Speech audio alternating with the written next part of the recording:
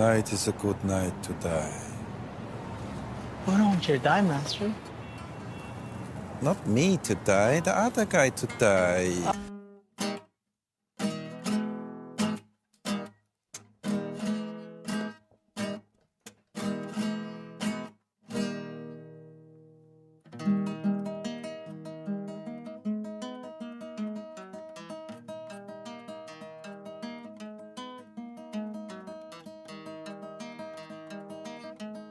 You're listening to League Podcast, Vampire Council, What We Do in the Shadows podcast, Season 2, Episode 8, Collaboration. I'm Matt Dursin.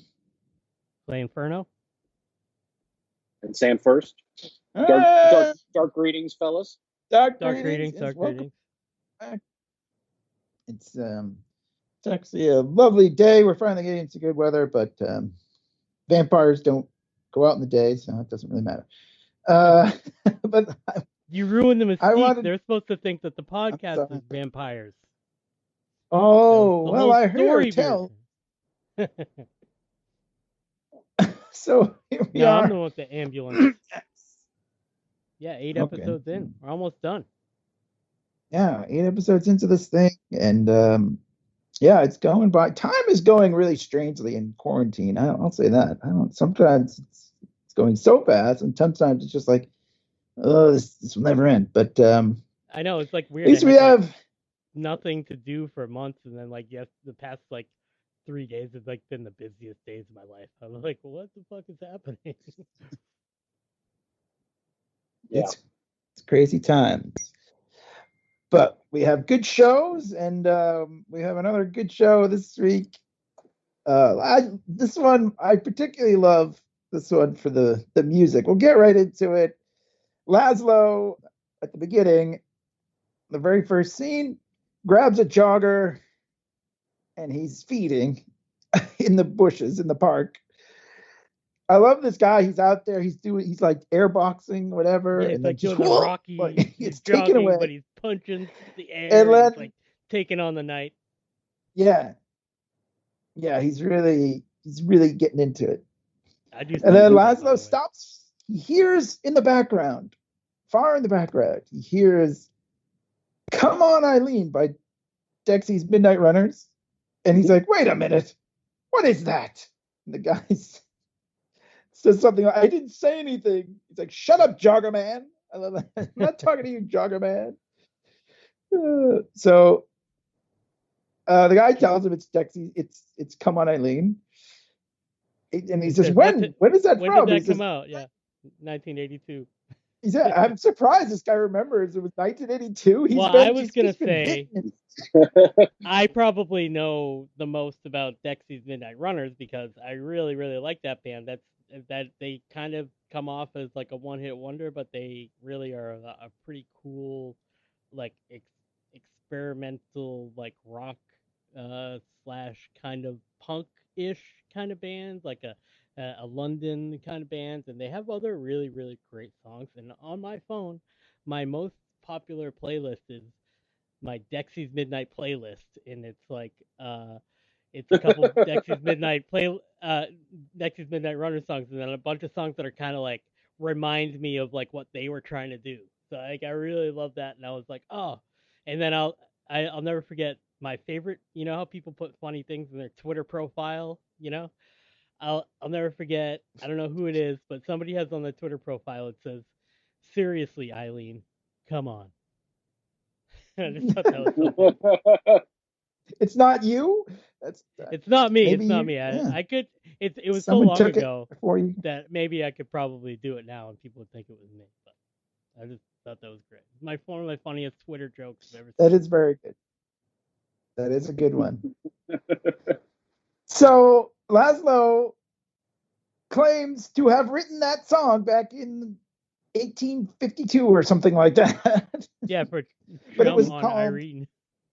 "Chum on Irene," after his fisherman's wife or whatever, his fisherman friend's wife, I should say. Fishmonger, which is a very Monty Python British occupation that sounds funny. Right, it's fishmonger. Yes, they do use the word fishmonger. So he's mad, and And this goes into this whole whirlwind of him going through the different songs that he has written over the years that have been ripped off. that's right. Apparently, he and Nadja were like an act way back when. And Laszlo also plays a lot of instruments, like the wind piano or something like that. What does he call Well, he it? was A wind piano.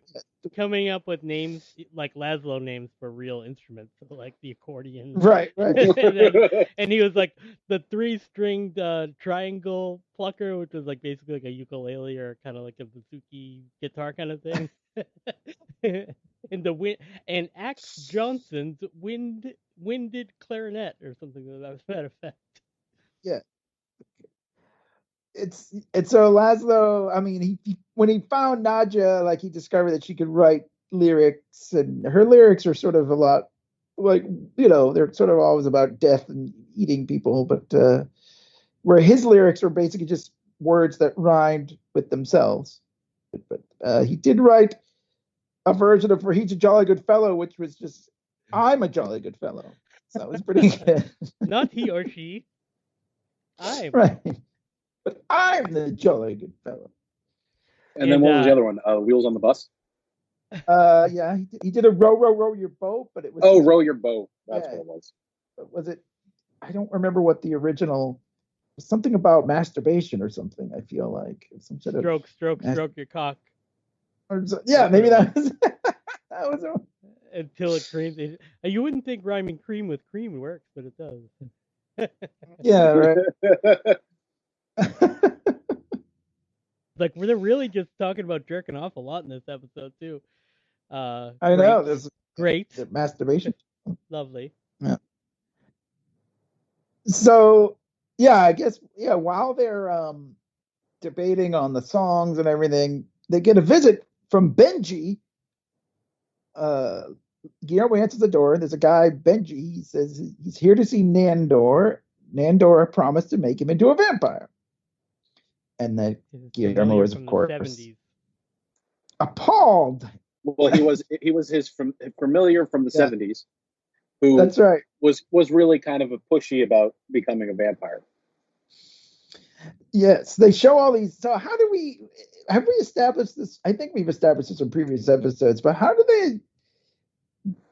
they show all these pictures of Nandor and Benji back in the 70s, like the Coneheads. They had a like Coneheads hippies, costume on. Conehead, that was so funny. That was so specific, like 1970s SNL. I was like, the Coneheads, what a perfect joke. It was so funny. But how are there photographs of Nandor? Like, have we established that these are vampires you can take pictures of? I feel like we have. Yeah, back in the movie too. I mean, that's established in the universe. Because in the movie there's a bunch of the premise of the whole thing, really. Yeah, it's also established as in the opening credits. There's a bunch of photos of all of them. So. And where I guess we did kind of establish that Colin came with the house, but we can put another pin when we're doing the Charlie Day map of how old is Colin Robinson with the red string on the thing. He was around in the 70s. He said that Dilbert looking guy. And then right. Colin He remembered it. Yeah. Benji remembered. He's like Laszlo and Nadja and that Dilbert looking guy. Yeah, so he remembered Colin Robinson. And that used to be his room under the stairs. Same sheets, same pillow. Yeah, I used to whack off into that pillow. He said, and I love Guillermo's reaction. It's just like, I'm sure it's not that pillow. He's like, no, those sheets too. Those are mine. Yeah, he's like, so good. I mean, it is gross to think that, like, not only has Guillermo been sleeping there for 11 years, but there's probably other familiars in between the 70s and just a pillow that's been around since 1975. It's got to be gross. Yeah. So Sam, did you see the graphic design on the album for Nadja and Laszlo? like at the kind of the Yes, that was fantastic. it was like the Mr. Rogers font, I think. And then of course I had to pause it to look at the record label too and see like all of the names. So it's basically a lot of the songs that they played on the show, but yeah, especially the one that play last is like if you pause it, you can see that song is on that record. Oh, really? Yeah. I'm definitely gonna have a second viewing of this. Yeah, this one deserves a second viewing. The funny thing is, Nandor back in the 70s got sick of Benji bugging him to become a vampire, hypnotized him, and left him at a rest stop in Delaware. And he's Nandor. So, yeah, we should point out Nandor is not really happy to see Benji. He's sort of like, how did you come back? And he says, oh, Everybody keeps showing up. Lumosity. Which I don't know if you guys have ever used Lumosity. It actually is a pretty fun app that is supposed to. I think it's pretty funny because I mean you get a little bit of insight, a little bit clearer view of like who Nandor is, because I mean you have this situation where he's instead of just like even killing him and getting rid of him or whatever, like he really just kind of like ghosts him. And it's like this very like non-confrontational kind of thing, which is hilarious when you think about him being kind of like this, warlord, like conqueror guy. But then again, you start thinking about it, and it's like, well, how much did he actually do? Right. Yes. How relentless could he have been? And he's also. I mean, his whole thing is to eat people. But and Nick Kroll shows up. Eat this guy. He had this guy right here. This guy shows up. Nick Kroll shows up. Oh, we had guests. Oh, what are you doing here? Like putting on the fake smile, like everybody does. Oh, I wasn't expecting you to come by. Like doesn't want to be the bad guy, kind of a thing. Like, yeah, I think that's it. He just doesn't want. I think you're right. He doesn't want confrontation. But I mean, what's great is this guy doesn't remember that. He's remembering all this stuff, but he doesn't remember that he was hypnotized into not remembering. Right. And he said that his wife found him talking ragtime, whatever that means. I was walking around the parking lot talking ragtime. At a rest stop in Pennsylvania. Yeah. I love that Guillermo gives a little like look at the camera there when he says talking ragtime. So yeah, for some reason he doesn't just say no, go away. Like he's like, he stays around the house. And then Guillermo takes him to a Familia's mixer, which is really weird that they do this. I guess he wants to help him catch up with some of his old Familiar friends from back in the day. But there's all sorts of Familiars. He said they used to be networking events, but then they kind of just, whatever. This Familiar mixer is damn weird. It's pretty funny. That one girl clearly just wants to have sex with him. Like she has no other. With anyone. She's like, you don't even have to do anything. Is what she says to him. Or she's saying, my master let me drive here, right? So we could like go places, like yeah. And Benji runs into an old friend that says something that I thought was curious and perhaps canon related, because there was an older guy there, and Benji said, "Hey, I'm finally gonna be a vampire," and like these guys recognize each other because they've all grown older, just kind of like in the movie too, like the old lady. But like he was like, "No, I think that I'm first." Like I wonder if even maybe that other guy was also Nandor's familiar. Oh, maybe you're right. Because he's like, well, I'm going to be first. I don't know. I didn't look at it that way, but I think he meant like it was going to happen to him first, like because he had been one longer. But yeah. I don't know. I'm kind of hoping that there will be like this weird like old towny guy group of vampires. I mean, funny. I guess the idea that I get out of it, and I don't know, like, is that the Familiars never get made into vampires. Right. Like it's all of their dreams and it never happens. Like Right. for any of them. That's why there's old familiars. That's why I mean, like this woman, Celeste. So we meet Celeste, who Guillermo knew from previous mixers. And she says her master, who was a 12-year-old girl, made her into a vampire. And now she's going to make all her familiars into vampires. They have an 8-month, like every 8 months. So Guillermo is like excited about the prospect of this. And she says, oh no, as long as you're not attached to anyone else, you can just come on in and be my familiar. And then in 8 months, you become a vampire. But she also calls him just Elmo. She's such a bougie, like millennial, double speak, office speak, like let me circle back to you on that, like kind of person, like such a piece of shit, hipster, dickhead. Yeah. Exactly. And so she's now apparently a vampire, and she has all these people behind her and talking about all her familiars and how they're going blood. to be. Yeah, she's vaping. She's vaping blood. Yes. Yeah. Which the cloud of which is red, which I think was pretty. That was pretty awesome.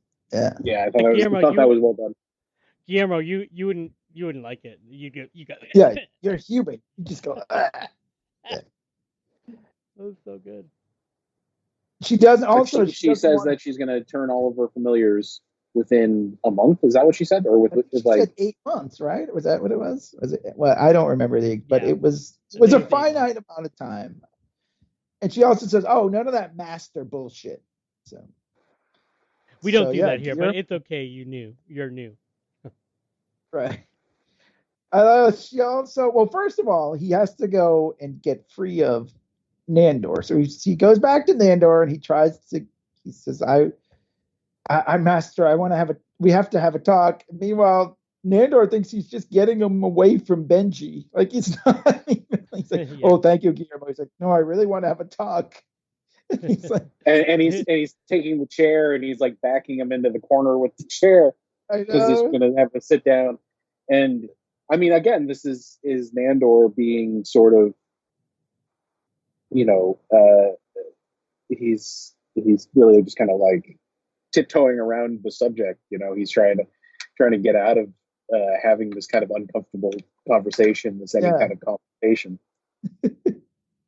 It's pretty. So he's like, "Are you going to do this?" He says, we'll talk about it later." And he's like, "We always talk about it later." It's kind of like a sort of lovers' quarrel that they're having here, but he finally says like it's difficult to say or something like I forget what how it. But anyway, Guillermo finally leaves. He just can't take it anymore because now he has a better offer. That's what it was. He says, "Well, I have a better offer," and Nandor says, "Well, you should take it." Go fine, that's go. it. It's fine. Go take it. Are you sure? Yes. Get out. Oh, fine. Take that better offer. And he says, "From Panera Bread you came, and to Panera Bread you shall return." Which was really weird thing to say. Well, I guess that means that he must have found him near Panera Bread. What was it? Nandor's mood is affected because he's so annoyed with Benji, and he had already said that Benji kept asking me about being a vampire, and now kind of luck of the draw that Guillermo is also asking me to be a vampire this same week, but Nandor's like, why did 2 people ask me to be a vampire? I hate when that happens. He's everybody wants to be a vampire now, I guess. It seems like that's after the thing. 40 but years or 11 years.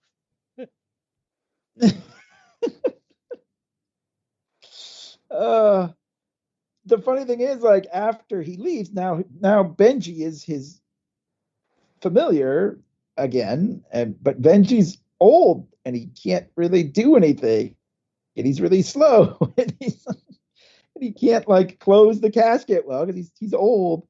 He's trying to. What is he? He's shining his shoes. And he's like, what does he say to him? He's like, he hurt his back. Well, yeah, but I'm talking about Nandor. He's like something like sometime today. Yeah, he's like, Anytime tomorrow. anytime tomorrow. I think you're right. I mean, Then he and old then mans he's him to death. yeah, he's like, hey, you want to look at some pictures of my grandson on the golf course? And he didn't like the old guy. It's pretty funny. That's my finger. That's Yeah. my finger. That's my finger. It's actually hilarious because in this conversation, Nandor is the smart one. Like, never in the history of the show has Nandor been the high ground in any conversation. Yeah. Well, and then so, I mean, we're sort of neglecting the other storyline going on here, Yes. which is Colin Robinson egging on Laszlo and Naja to go to this open mic night, which he proclaims is what does he say? It's only open to the greatest or something like that. Yeah. something along those lines, and it's like it opens up with the guy doing stand up and says something about being horny and M&Ms. Like, yeah, it's just like, oh, so bad. But yeah, and Colin so wants yeah, to Colin feed Robinson off of wants everybody. he's like, there's no better feeding than like uncomfortable, people playing music and stuff or whatever. I forget his line, but yeah, he's there to feed. So he sets this whole thing up just so he can watch the audience get mad at Nadia and Laszlo. And it's really funny because he even tells them, "Oh, don't play just don't play your hits because like every time I go to a rock concert and the act says we're gonna stop playing the hits and play the new stuff, the crowd just goes wild, crazy." Yeah, I love that. It was great. So, anyways, yeah, it's sort of You would have thought that Jackie Daytona knew what an open mic was. I mean, he was running that bar, and they had musicians and acts. Well, that was a talent show, though. Yeah, but he's been booking that place and running the changing. I think he was only there a week, wasn't he? Yeah, it was only a week. I don't know what bookings he's doing. Fucking guy. So yeah, we I guess that so like, but they end up, so the crowd is shitting on them and Colin Robinson's loving it, and then they play one of the worst songs ever that apparently Laszlo wrote. Well, before we get there, can we? Okay. Is it horny for blood or horny for love? I've been I can't figure it out which one it would be. I can I can watch the subtitles and tell me. Well, you can do that and get back to me. I'm also curious, like, I mean, did anybody else notice, like, that Laszlo was dressed like Adamant for no particular reason? Yes, I noticed that. It took me a second. I was like, what the hell has he got on his face? But it was actually Rachel who pointed out that, that's what he's doing. He's got the Adamant thing on. And but also, what was, oh my God, they played so much, like, I mean, everything they played was horrendous. But they out Nandor as a disco fan. That's right. They did, our friend Nandor. And they're like, we are the real live human music duo. That's right. I love every time they pretend to be human, they say that they're human. Like it's the funniest, the worst disguise. Just an ordinary human beer, please. But yeah, they're just human band. I mean, Matt Berry is a pretty, like, I mean, he's known for being a musician as well. Like he's done that. He's actually got a whole bunch of albums. Nice. You got to look. I mean, he plays live shows and everything, and I there's like sort of like a weird. It's one of those things where it's like I can't tell if it's completely a joke or if he. People love musicians, comedy musicians, and all that. They fucking eat it up, man. They love it. People, that's a popular music genre. Yeah, but I mean, it's one of those things where it's like I don't know if it's like totally serious or if it's sort of a joke. I know he put out. So I'm looking up his discography at the moment. It His could be first like album. a Kevin Bacon kind of thing, like where he takes it really seriously. It's like, you need to take my band seriously. Well, so I'll get to that. So it's like we have the first album was in 1995, which was self-released. And it's called Jackpot, and then he didn't release another album for 10 years, and then that one's called Opium, and that's on Acid Jazz Records. Wow. All right. Is it And They're jazz? horny. They're horny for love and for blood. They are. That's the okay. lyrics. So you got it right both times. There we go. So he has one called the albums are as follows: Witch Hazel from 2011, 2013, Kill the Wolf, 2014, Music for Insomniacs, 2015, Matt Berry and the Maypoles Live, 2016, The Small Hours, 2017, Night Terrors, 2018. Now this is the one that I want to bring up. He did an entire album of television theme songs. Oh, Nice. So That's the a good first gimmick. one is yeah. So the first one is Are You Being Served? And I mean, like, Top of the Pops. There's a Doctor Who one. oh. I mean, like, it's a full 14-track album. That's a very British thing to do.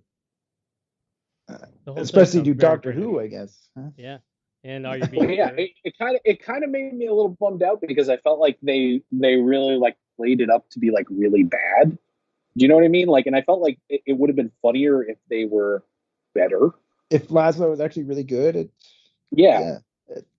That's true. They didn't focus so much on how the music actually, and of course they had him say, "Oh, I wrote, these songs," and they're kind of cheesy songs. Even though I know Clay, you're a big fan of Texas Midnight Runners, but yeah, they didn't. It would have been funny almost if he was like super talented, and they just decided to go that way with it. But yeah, I don't know. That's a bummer. That would have worked. But they did say that they, right.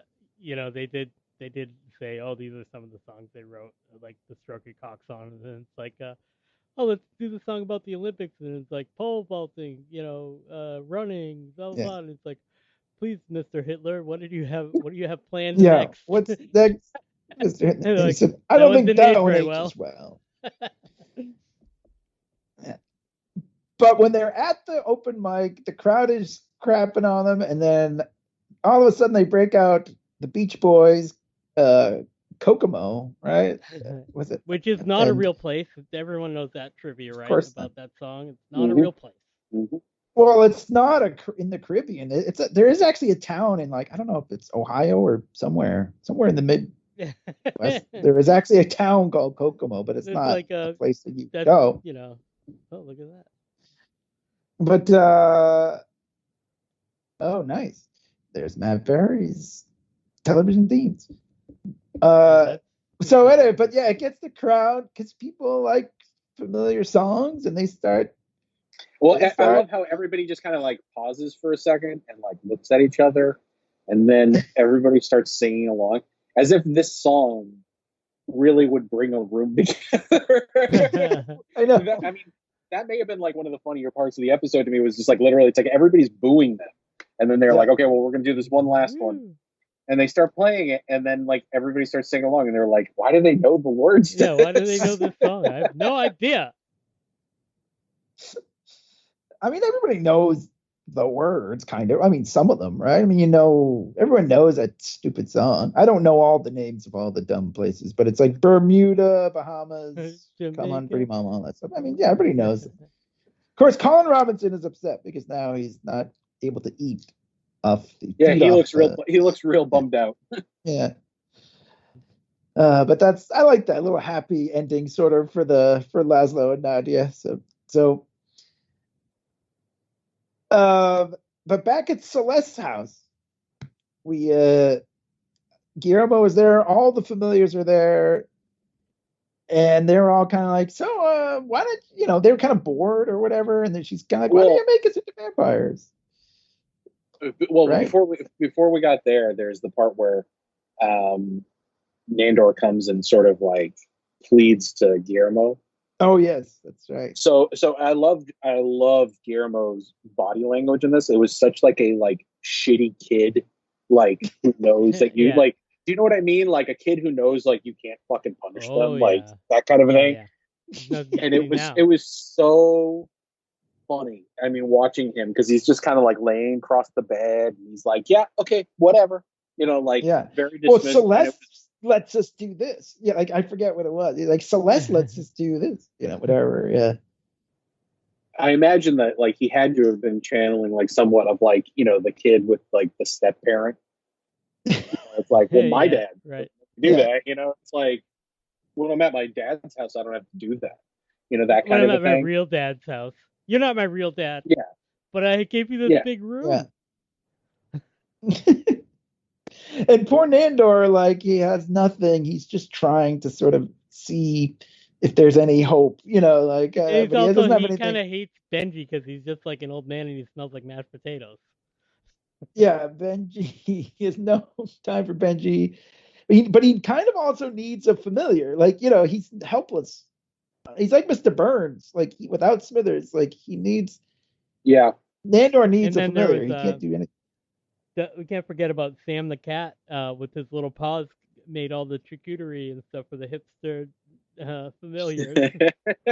Yeah, Well, they're all doing like these weird like it's like a fucking art like weird art school commune. Like everybody's like dancing fucking weird and they're moving the couch around and like yeah, they stand the couch up like the long way. Yeah, and they like, do I sleep interpretive like dance. that And I love now. Nandor's like, what the fuck is this shit? Like, I'm surprised Nandor doesn't have like vamp dar or something, you know, like somebody you know, spoiler warning, somebody that's pretending to be a vampire, like another vampire can't tell that. Or like does he not care? Like gaydar. He could not. Is that what you're saying? He could not. I don't care. think Nandor gives a shit. Yeah, He could not give a shit if someone's pretending to be a vampire or not. Yeah. I mean, he may not just be thinking about it either. Like that's kind of one of those situations. Like I for sure thought that there was going to be that moment when he walks by her and she blows the red vape in his mouth, like in his face. Yeah. And he kind of like brushes away. Well, maybe that was kind of a hint because he didn't like it. He was kind of like he didn't really. I mean, I saw this coming from the beginning of the episode. Like, you know what I mean? Like, it was not like a. I don't feel like this. No, it wasn't like a huge secret. Yeah. I don't. But then Nandor gets to say "fucking girl."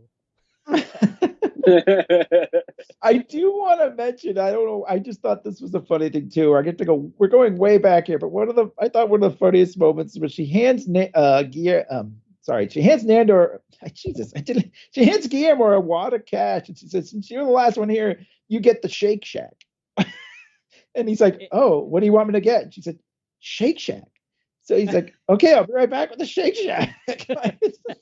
She hands him like a wad of money too. Like, yeah, but also she's wearing one of those this is such like millennial douchebag bullshit. Like wearing the crossbody bag with your vape pen in it, and then you're also like saying like, you know, like you're making like you're talking like you have a VC invested in your app, and saying like my vampires like they'll be fast tracked because they'll get it in 8 months. Yeah. So I'll make them a vampire, and you know, that's we don't do that bullshit around here. I do things a little bit differently in my startup.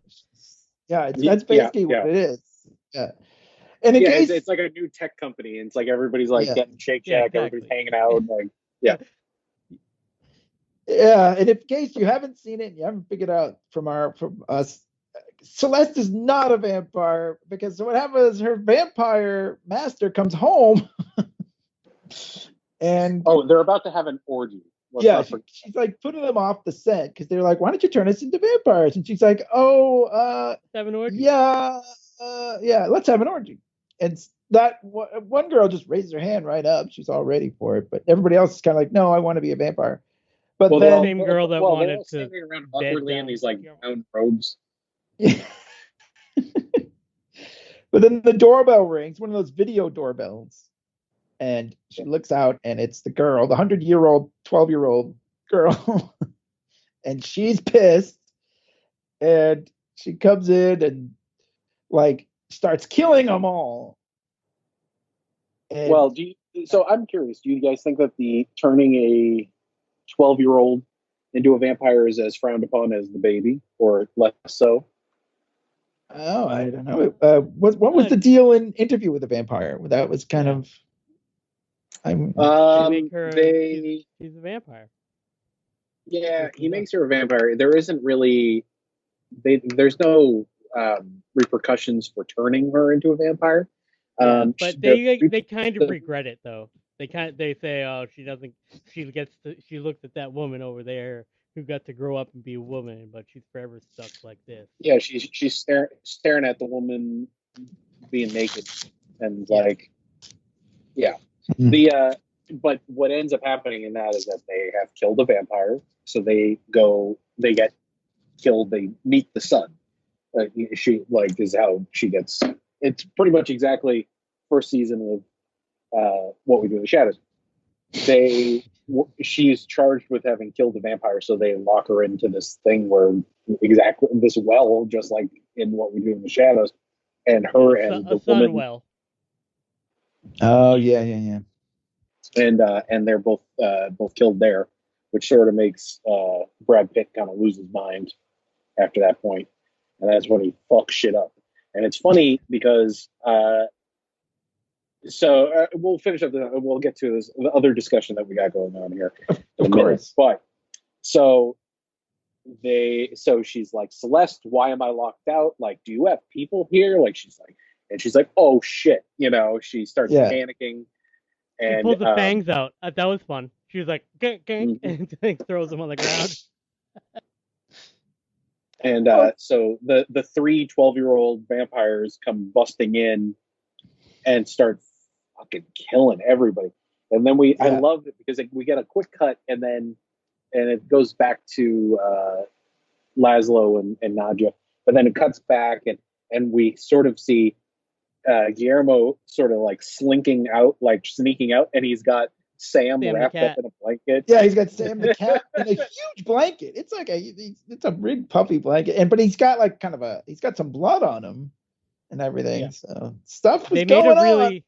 They made a really funny cut, like when when Guillermo first shows up at Celeste. She's like, I want everybody to listen. And she puts her hands above around her ears, and everybody like kind of follows her leads and puts their hand behind the ears. And then they cut to Sam the cat, whose ears are like just sticking up naturally. It was like a very small but very funny joke. So of all the cat thing, it's got to come back. Like I really hope from that season 1, right? When they go to the nightclub. There's in the familiar room. You remember Sam? Yeah, and Sam is it's like he's using the buckets for the familiars to use as the bathroom. It's like that shitty little like concrete room. And I'm really hoping that this leads to just like a random vampire cat. Or they have Sam as a regular cast member in the house. Yeah, there you go. Yeah, he could move in. Yeah. So Guillermo makes his way outside, and Sam he runs into Nandor and he drops Sam. Yeah. Sam runs off. And it's and kind Nandor, of like because Guillermo thinks he's dead because like he gets grabbed by a vampire from behind, but he doesn't know who it is, and it's Nandor, and you're like, oh yay! It's like this. I thought it was a nice moment because you think he's getting grabbed by one of those 12-year-olds. I was just coming out of the orgy, and Nandor's like, come on, don't quit bragging. But Guillermo's just scared and like trying to explain what happened. The one thing I was glad about with this was like it was kind of nice to see Guillermo finally kind of like I was so sure that like something was like somebody was going to come flying out of the window or something and totally like fuck up this like Nandor trying to get him back. Yeah. So Nandor is trying to reason with him and trying to get him to come back. And talking talking about how bad the other familiar is and how he can't do anything and how much better Guillermo was. And, But he's like really swallowing his pride. He's like, this is not easy for me to say, so let me get this over with. Yeah, he's really uncomfortable. Well, we totally skipped over the breakup moment where Nandor is like essentially like, oh, that dirty whore, like, and he's like listing off all the things that he's done for him.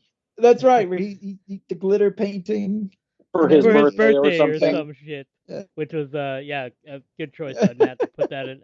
It wasn't last episode, maybe 2 episodes ago. But it's like, okay, it's a glitter painting to celebrate 2 years. with That's 10 like, years. 10 It is years. okay. Like, Okay, oh, whatever. okay, yeah. Then give him a glitter painting for his birthday or some shit. Yeah, that was a great moment. It was kind of like the jilted lover moment of like, after all I did for him. Yeah, that was great. I do like that Guillermo doesn't immediately go back. He asks for more snacks or better snacks. And Nandor says the ice chips aren't enough. He's like, no, Not a snack. ice chips aren't snacks. Yeah. So I like that. Guillermo did, stand his ground a little bit. He didn't say like, yes, I'll come right back, which is great. And he did say that they'll talk about like someday you'll be a vampire. Although we know that will probably never happen. I mean, he does make the promise to him, like, okay, enough dicking around. I can't tell you when. Well, because I he has mean, to have the power in this situation and decide, I guess so. I don't know. But there's also the matter that how this episode ends, right. Which is you see. So we see a car pull up, a nice car too, by the way, pull up to a rest stop, and you hear his old familiar say, like, that he he's like, why are we at this rest stop? And it's like, oh, you live here now, and kicks him out. And he tells Guillermo to watch the road. Yeah. Watch where you're going, he says. And we see him turn himself into a bat and fly into the night. Benji is a vampire. So I kind of love this, the general end of this episode. Like, I mean, I kind of love Nandor realizing how much he actually loved having Guillermo around. Like how, and I thought it was actually kind of this, like, I know it sounds silly, but it was like rather heartwarming in general, and it shows that Nandor isn't like a total shithead. Like, he's been, and even turning Benji instead of just doing what he told Guillermo, like essentially what he made Guillermo believe that he was doing. In fact, he actually turned him into a vampire, and like he's like proving to Guillermo that like he's like, look what I did. Like I came through on this promise. I did promise him. I know it's 40 years later and we just had this crazy week or whatever, but like, oh no, I think he's hiding it. He's totally no. He's hiding it from Guillermo. Yeah, he doesn't want Guillermo to know that he did this. I didn't. Yeah, no, that's why I thought they keep his eyes on the road. I thought no. Like, he's like, Guillermo, watch the road. I know. No, I don't think it was. No, he doesn't want to make. He was hiding it. Yeah. There is no way he will ever make Guillermo a vampire.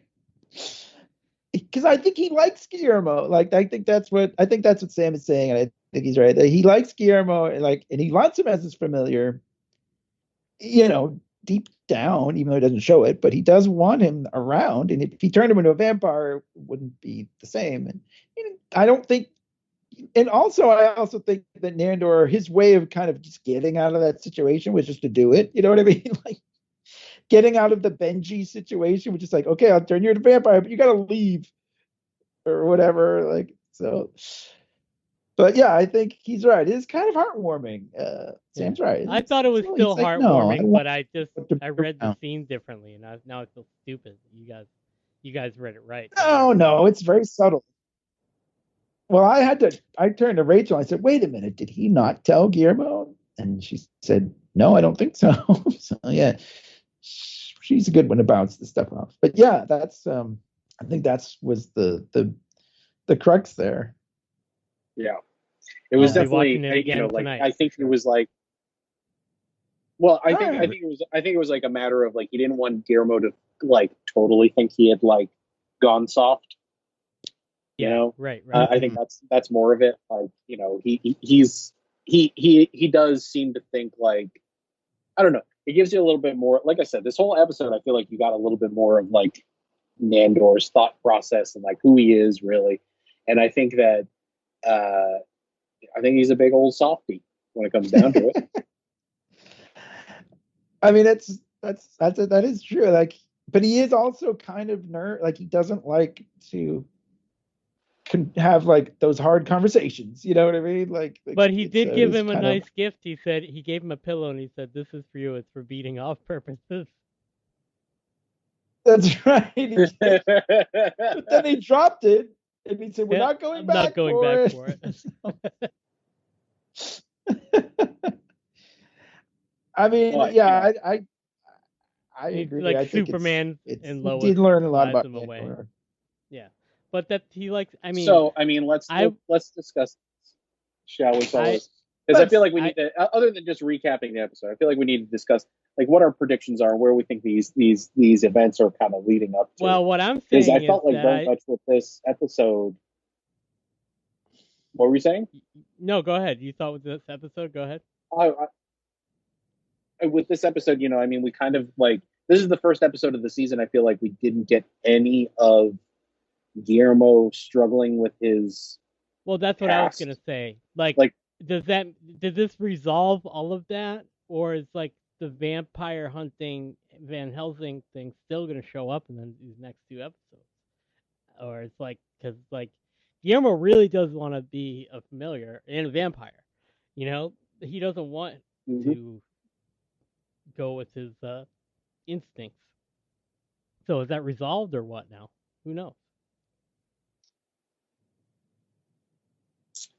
Yeah, I mean, so I guess, you know, well, I made the bold predictions last week based on very short, well, just the title and some of the characters from next week's this current episode. So I was, you know, imagining that it was going to be an open mic night where Colin Robinson was going to attempt to do bad stand up. Yeah. And, you know, I did miss out that it was going to be this kind of a thing, and it was pretty fantastic. Next week's episode is called Witches. Oh, I was just going to look that up. When I went way deep into my there is Anne Rice, I went into the Anne Rice vampire novels when I was in college, and then they started like she did like a ghost book, and then but I think it first she started branching out from vampires with witches. So then I was reading all the witch books and then some ghost stuff, and then I was like, okay, I gotta stop. I gotta stop at some point here. We're the vampires. Is there something? What is the connection in like vampire history and lore between vampires and witches? Do you guys know that? Is there any? There is. I don't know much besides like the world that Anne Rice created, since she kind of introduced them to, you know, kind of having lived together.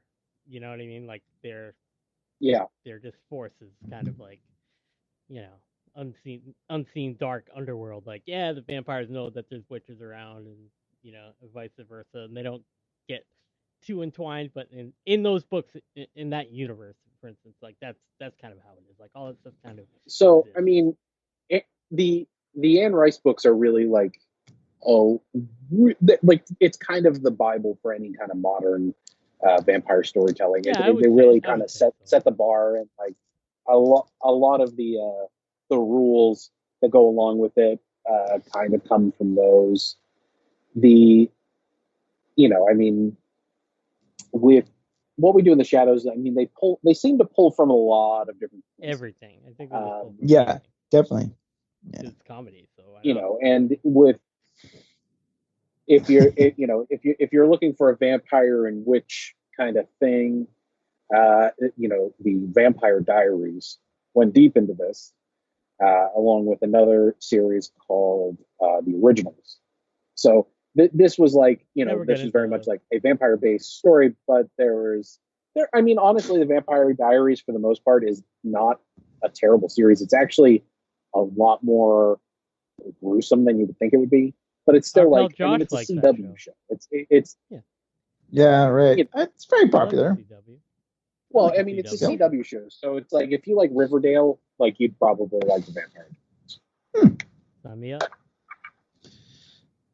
All right. Yeah, so it's not bad. I mean, my wife really enjoyed it, so she was actually rewatching it like early, like beginning of quarantine. She was rewatching it, but Nice, that's a good one. My impression that I am getting though after, and I didn't realize until I just said it, was that it seems like they are definitely pulling a lot more from the Anne Rice novels with the laws, where it's like if you kill a vampire, it's like you meet the sun, that whole thing. Very frowned upon. Very frowned upon. Very frowned, very. And in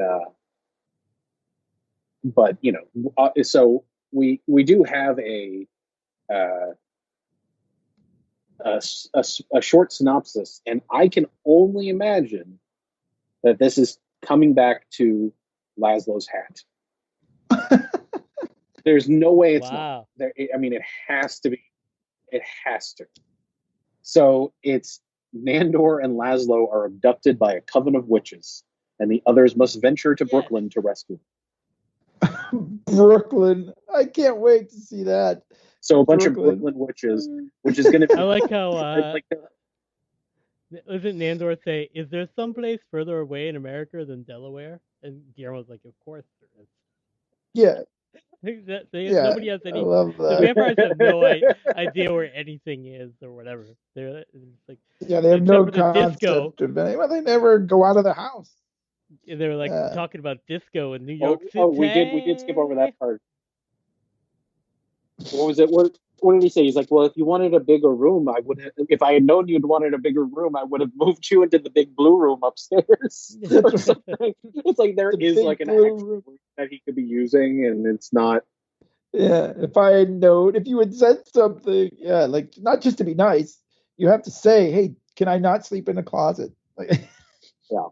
But yeah, so Potter. I mean, I'm very, very much looking forward to this episode. I mean, I can only imagine. I mean, there's going to be. I mean, if they're in Brooklyn, I mean, it's got to be like I'm hoping that it's a bunch of those like new age hipster girls who think that wearing big black, like sun hats and black moon rings and things like that is like the girls that hang out. You know what I'm talking about. The modern goth. Can't wait. The modern goth. The modern dark hippie. Instagram. The Instagram goth. That's what I call that. I have friends that like. Yes. The Instagram witch. I mean, Salem is full of them. My friend Jamie God. actually lives in Salem, and like, she runs her jewelry company, and caters to that audience. And on the surface, she seems like she's like just that, but she's like really not. She's really like, but she sells a lot of stuff to those girls for sure. Oh yeah, they eat up her jewelry and stuff, and Yeah.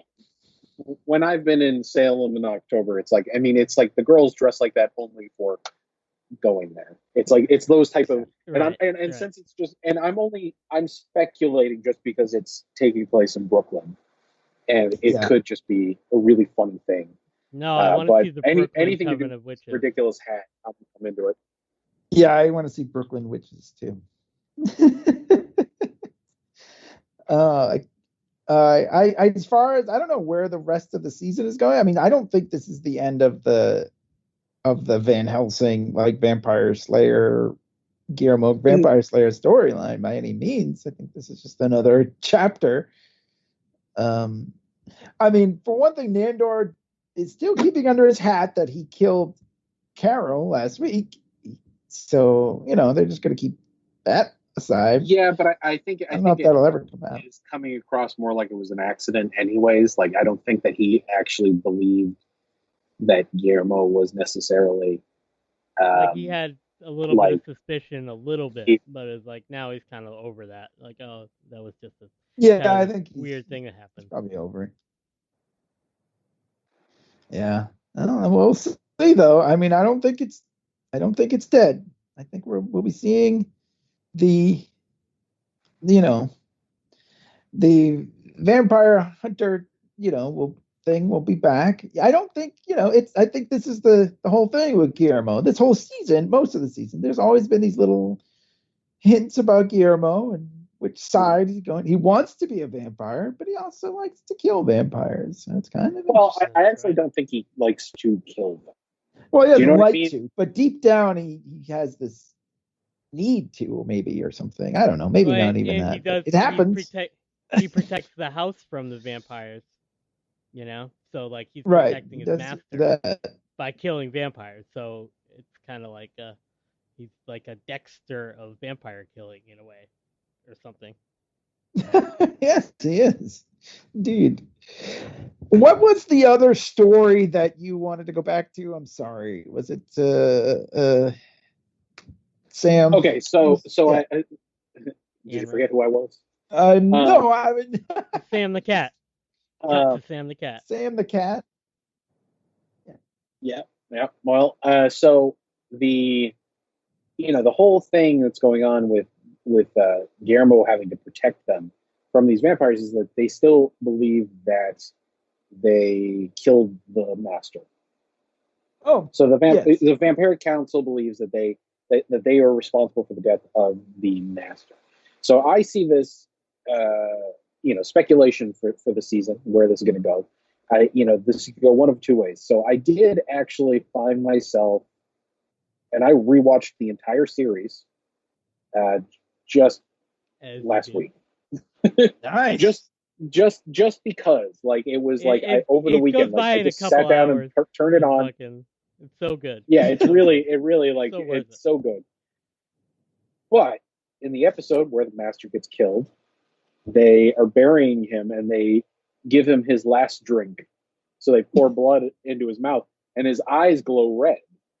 Oh. Before they toss him in. So I think that we're going to see a return of the master. Well, that would be interesting, because that would be a way, for one thing, that to get them sort of off the hook, because they didn't kill him if he's not dead, but they did. Yeah. But he might come back looking for revenge. So I don't know how that's going to work. But well, I don't know, because it was still kind of like a weird.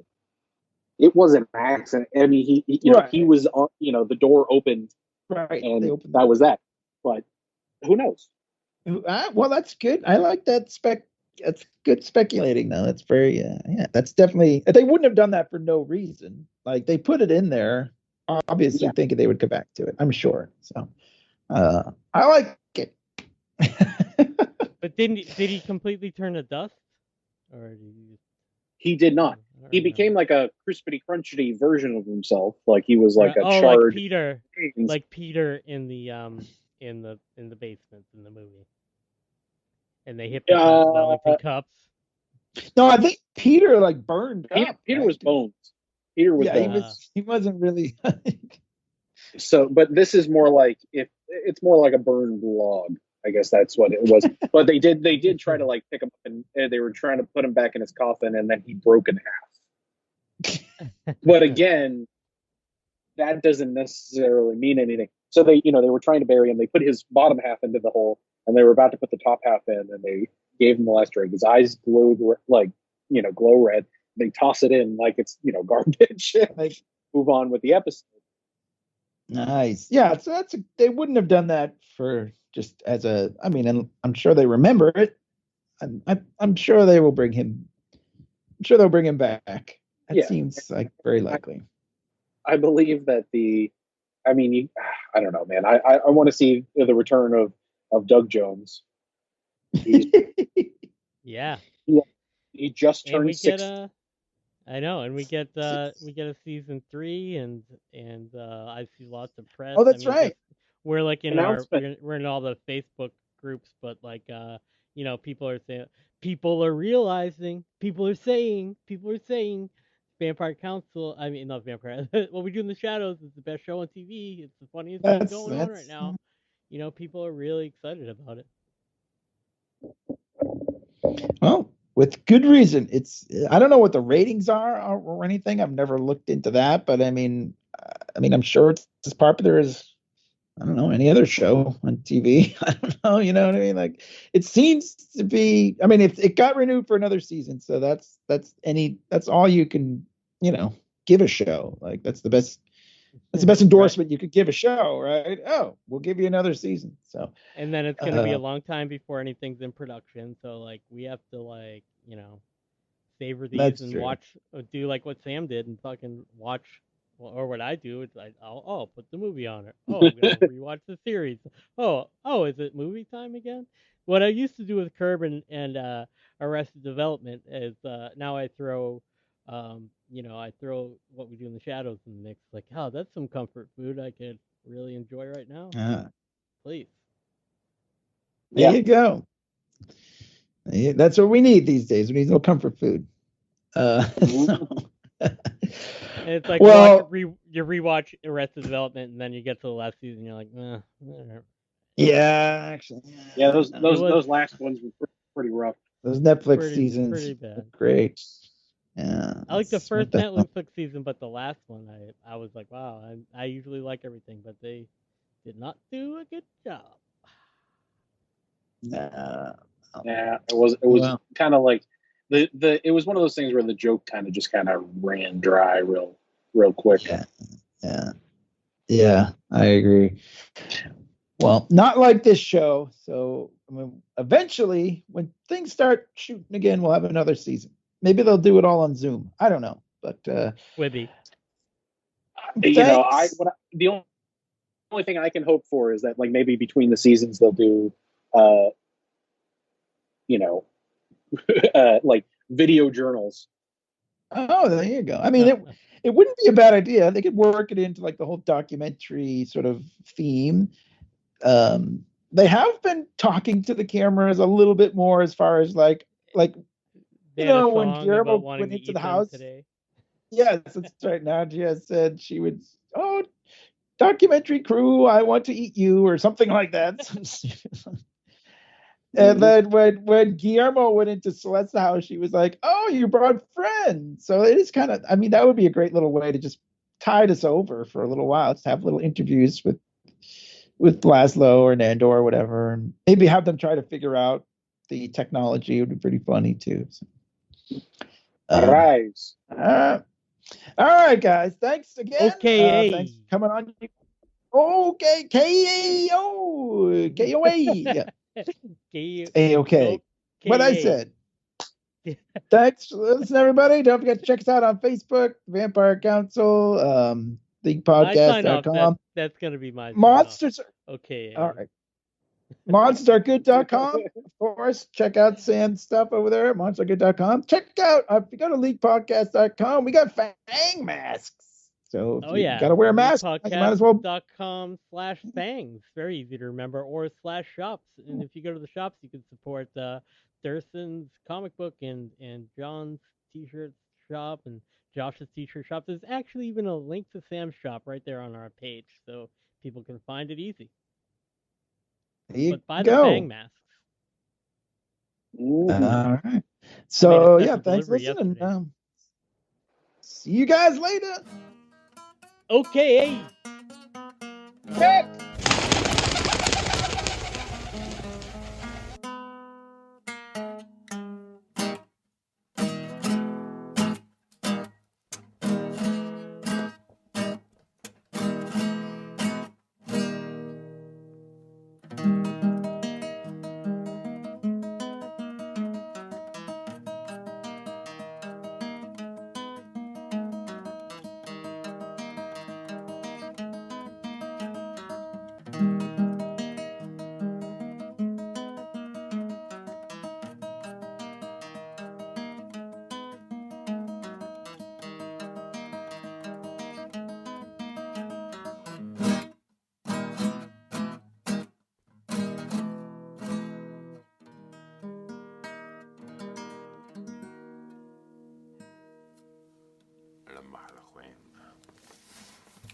It's one of the hardest guitar pieces in the world to play. We're feeling horny for blood.